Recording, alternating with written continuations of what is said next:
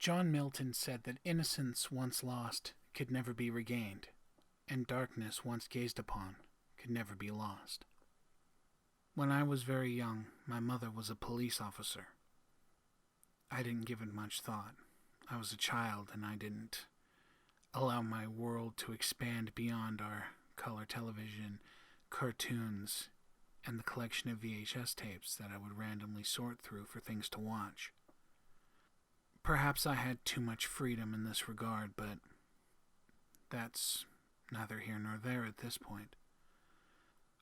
I remember when I was 3, sorting through videotapes looking for something to watch. I couldn't tell you where my mother was, but I picked up a videotape. I couldn't read the cover. I put it in.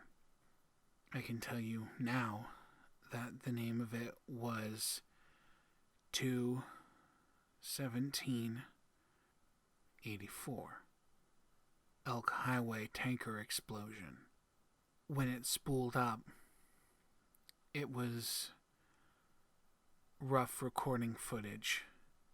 Camcorders were not terribly high quality back then, certainly nothing like they are now. You could hear people talking in the background, but you couldn't really make it out. The sound was distorted and garbled. The only sound you could really get was the sound coming from the 2 people directly in front of the lens. One of them was my mother. The other was Michael, her partner. They were walking down a quarter-mile stretch of the Elk River Highway. Apparently, a dune buggy had been driving around the dunes off the side and ascended quickly, not realizing that there was a vehicle in its path. The vehicle turned out to be a small tanker full of propane on its way to the gas station. The fireball was immense. None of this was available to be seen. The fires had already been put out by the time the crime scene group had arrived.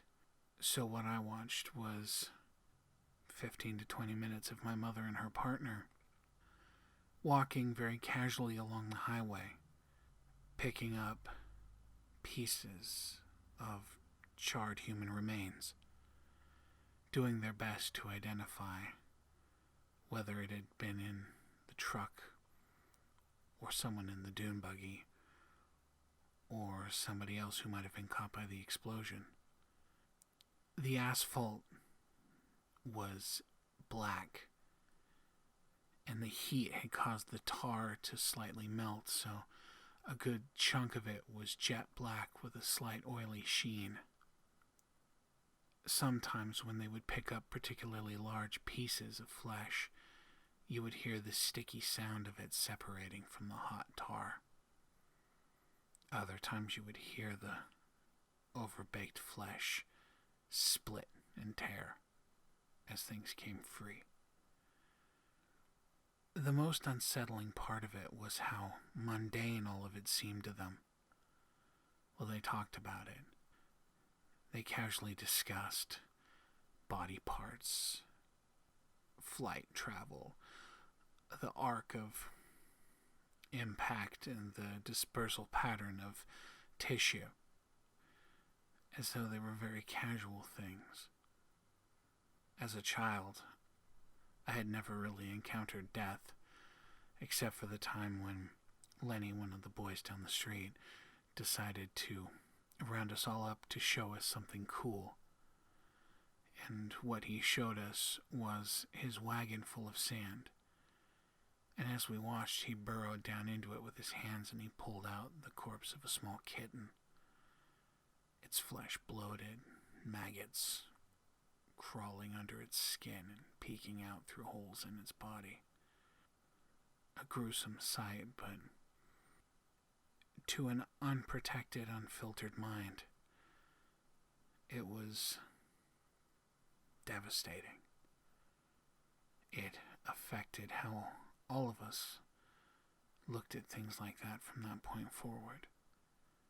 It stripped some of our innocence, desensitized us to the things that would come later.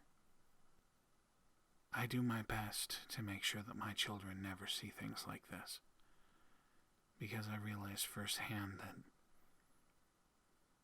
things like that never really go away once you've seen them. Every time I drive down the Elk River Highway, I can mentally connect spots from the video. My brain tells me that I can smell charred flesh and burning leather and rubber. I can see distortions in the blacktop even though it's been redone over and over again since then. It's been quite a few years. But the imagination fills all of this in because I was young. And for a brief moment, something terrible told me that this was exactly how it was supposed to be.